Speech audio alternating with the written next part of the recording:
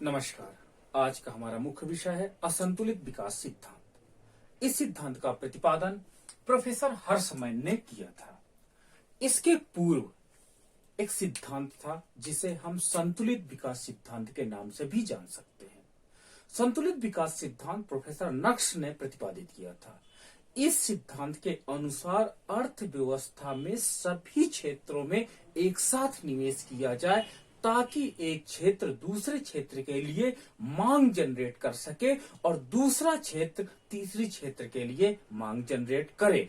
इस प्रकार प्रोफेसर नक्श ने अपना संतुलित विकास सिद्धांत प्रतिपादित किया कि अर्थव्यवस्था के सभी क्षेत्रों में लगभग एक साथ निवेश किया जाए ताकि एक क्षेत्र दूसरे क्षेत्र के लिए मांग पैदा कर सके।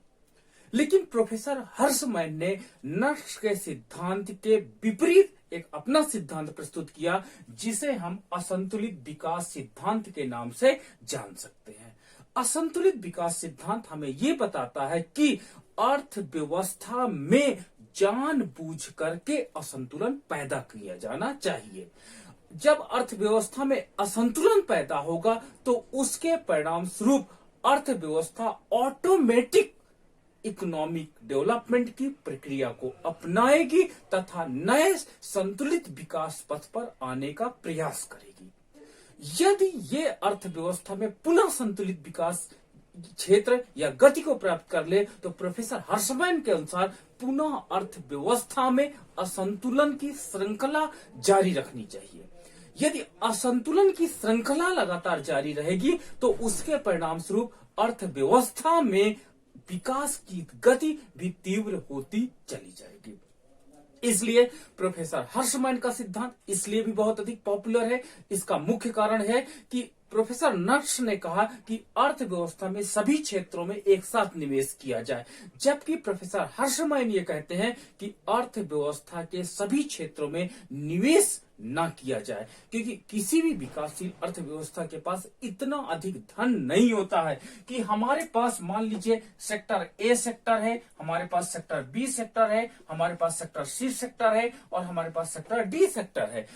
प्रोफेसर नक्श कहते हैं कि अर्थव्यवस्था में एक सेक्टर में भी निवेश करिए, सी में, बी में और डी में भी निवेश करिए ताकि एक क्षेत्र दूसरे क्षेत्र के लिए मांग पैदा कर सके और अर्थव्यवस्था में सभी क्षेत्रों का तेजी से विकास हो सके।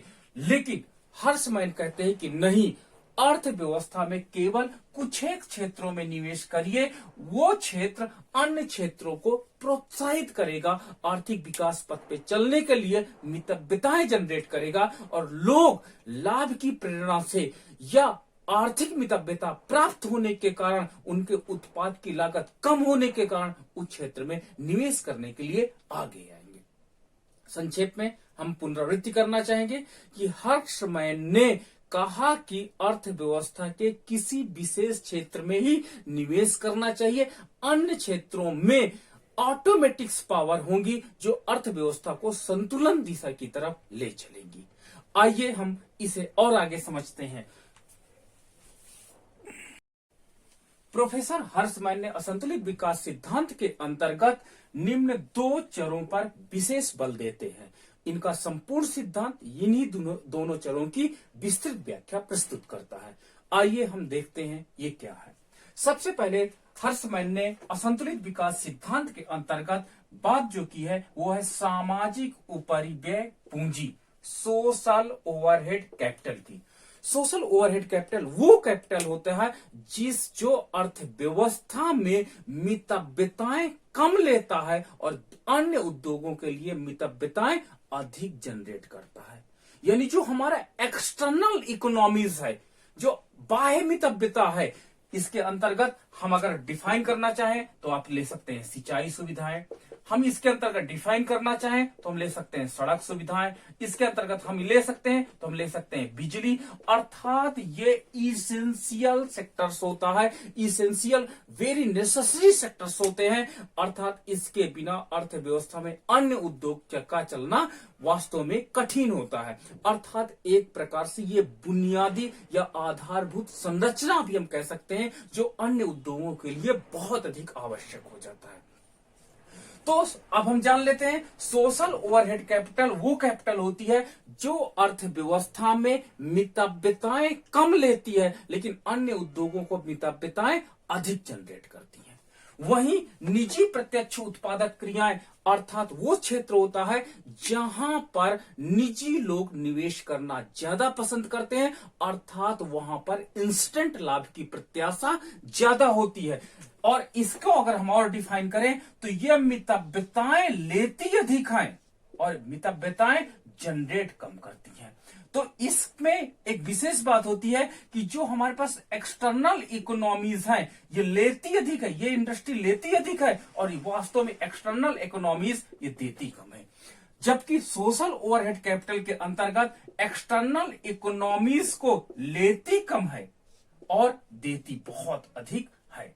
अर्थात इसके द्वारा जो एक्सटर्नल इकोनॉमी जनरेट होती है वो ज्यादा होती है। अर्थात इसका प्रयोग करने के बाद निजी क्षेत्र निश्चित रूप से आगे आते हैं और अपने निवेश को प्रेरित करते हैं। एक प्रकार से हम ये भी कह सकते हैं कि सोशल ओवरहेड कैपिटल एक प्रकार का इंडस्ट्रियल इन्वायरमेंट जनरेट करता है और इंडस्ट्रियल इन्वायरमेंट जनरेट करने का तात्पर्य होता है कि अर्थव्यवस्था में निजी क्षेत्र अपने लाभ की प्रत्याशा से उस क्षेत्र में निवेश करना पसंद करने लगते हैं। तो इस प्रकार प्रोफेसर हर्षमैन ने कहा कि हमारे इकोनॉमी में यही दो सेक्टर्स हैं जिनकी हमको पहचान करनी होगी, पहले तो एसओसी की और दूसरी होगी डीपीए की। अर्थात एक मितव्यता को लेता कम है, जनरेट ज्यादा करता है, दूसरा मितव्यता लेता बहुत अधिक है, जनरेट कम करता है। अब हमको एसओसी और डीपीए के माध्यम से ही अर्थव्यवस्था में असंतुलन पैदा करना है और इसी के माध्यम से आर्थिक विकास के पाथ को हमको अचीव्ड करना, हमको गोल को अचीव्ड करना है। तो आइए हम डायग्राम के माध्यम से ये देखते हैं कि अर्थव्यवस्था में हम एसओसी के द्वारा डीपीओ को प्रेरित करें या डीपीए के द्वारा एसओसी को प्रेरित करें। अर्थव्यवस्था में आर्थिक विकास का लक्ष्य दोनों के माध्यम से पूरा हो सकता है। अर्थात हमें असंतुलन पैदा करना है। अर्थात अभी तक हमने देखा कि एसओसी और डीपीए दोनों के मध्य संतुलन है तो अर्थव्यवस्था में गतिहीनता या गतिशीलता शून्य दिखाई पड़ेगी। लेकिन यदि हम इन्हीं दोनों के मध्य में असंतुलन पैदा कर लें तो ऑटोमेटिक ये दोनों अपने आप को बैलेंस करने के लिए अर्थव्यवस्था में कार्य करेंगी और एक नया इक्विलिब्रियम पॉइंट को वो ढूंढ लेंगी। इस प्रकार हम एसओसी के द्वारा डीपीओ को प्रेरित कर सकते हैं, बढ़ा सकते हैं, या डीपीए के द्वारा एसओसी को प्रेरित कर सकते हैं और अर्थव्यवस्था में हम हायर गोल को अचीव कर सकते हैं। इसी सिद्धांत को ही हर्षमैन का असंतुलित समृद्धि सिद्धांत के नाम से हम जान सकते हैं। आइए हम रेखा चित्र के माध्यम से इसे और स्पष्ट करते हैं।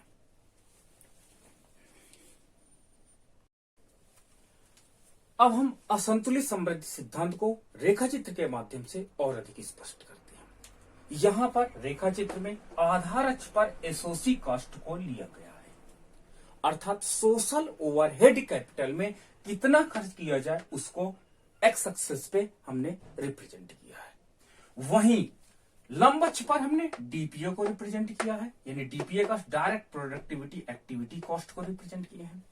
ये हमारे पास एक लाइन है 45 डिग्रीज की लाइन है जो ये दिखाती है कि अगर इकोनॉमी में अनबैलेंस ना किया जाए, इकोनॉमी को इंटरफेयर ना किया जाए तो इकोनॉमी में DPA is equal to SOC रहेगा। अर्थात ये बैलेंस है, इकोनॉमी में कोई असंतुलन या कोई गतिशीलता नहीं दिखाई पड़ती है तो इकोनॉमी में हम इस लाइन के ऊपर प्रॉपरली मूव करेंगे। दैट इज क्या कहलाएगा? नर्स का संतुलित विकास सिद्धांत या संतुलित विकास पाथ हम इसको कह सकते हैं। अर्थात नर्स के अनुसार अगर हम अध्ययन करें तो इस पाथ पर हम चलेंगे और प्रोफेसर नर्स ने कहा कि डीपीए और एसओसी के बीच में आप बैलेंस बना करके चलिए, इन्वेस्टमेंट का रेशियो सेम रखिए ताकि एक सेक्टर दूसरे सेक्टर के लिए मांग जनरेट कर सके। बट यहां पर हर्षमैन ने कहा कि नहीं, ये एक डेवलपिंग कंट्री के पास इतना अधिक मनी नहीं होता, इतना अधिक वेल्थ नहीं होता, इतना अधिक रिसोर्स नहीं होता, इतना स्किलफुल ह्यूमन लेबर नहीं होता कि हम सारे सेक्टर्स पे एक साथ निवेश कर सके। अर्थात हमें असंतुलन की श्रृंखला जारी रखनी चाहिए। तो इसके अंतर्गत हम मान लीजिए पहला समुत्पाद वक्र A1 है सपोज दैट ये हमारे पास एक समुत्पाद वक्र है, दूसरा BB1 है और तीसरा हमारे पास CC1 है। अर्थात हम ऊपर की ओर बढ़ते जाएंगे तो हमारे इकोनॉमी में मतलब कि हमारा उत्पादन की मात्रा बढ़ती जाएगी, अर्थात नेशनल इनकम इंप्रूव होती जाएगी। Suppose that we are at a point that is equilibrium point, this is A point where SOC and DPA both are equal।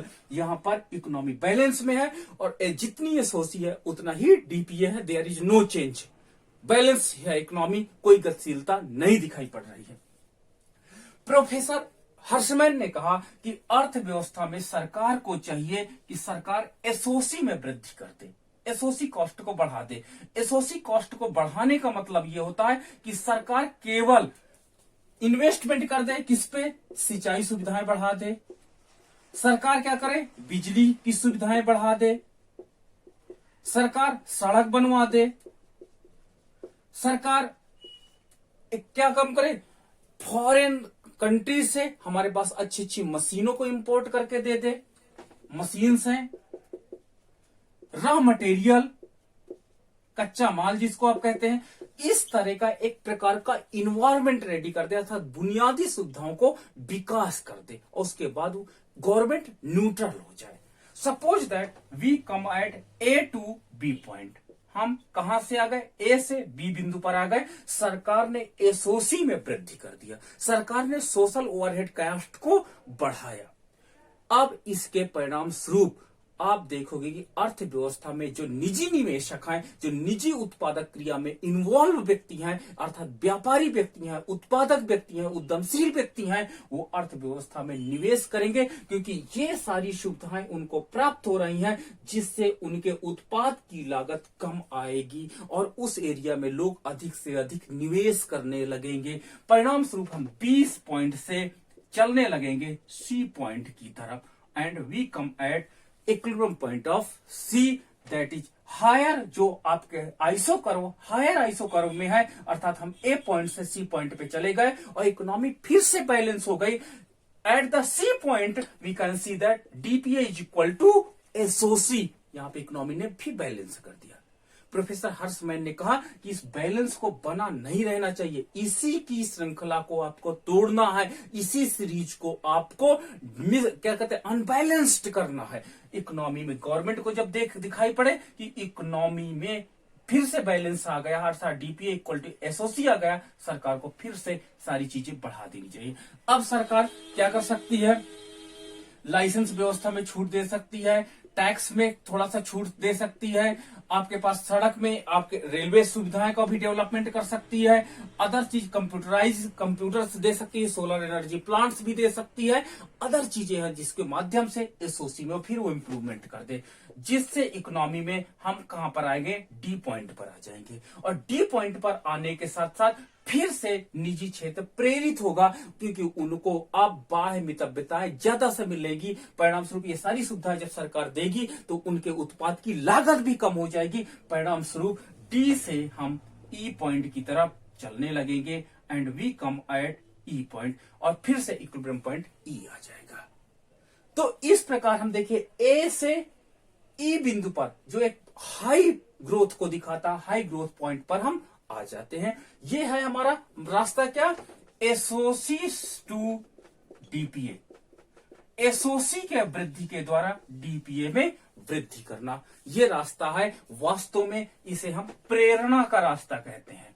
Economy में हम मोटिवेट कर रहे हैं, इकोनॉमी के प्रोड्यूसर्स को हम मोटिवेट कर रहे हैं, हम SOC डेवलप कर रहे हैं, हम बिजली, पानी, सड़क सब कुछ फ्री दे रहे हैं या कम चार्जेस पे दे रहे हैं ताकि आपके प्रोडक्ट की लागत कम से कम आए और उसके परिणाम स्वरूप निजी क्षेत्र ऑटोमेटिक डेवलप करता जाता है। तो ये हमारे पास जो ये पार्ट है ये ग्रोथ दिखाता है SOC को और ये गवर्नमेंट ने इंप्रूव किया, बढ़ाया एक सेक्टर में इन्वेस्टमेंट के द्वारा, ये इन्वेस्टमेंट के द्वारा है, इन्वेस्टमेंट के द्वारा इंप्रूव हुआ और उसके परिणाम स्वरूप ये जो पार्ट है ये DPA बढ़ गया, ये हमारे पास DPA बढ़ गया, डायरेक्ट प्रोडक्ट यानी निजी क्षेत्र आया और निवेश बढ़ा दिया, इकोनॉमी फिर से बैलेंस में आ गई।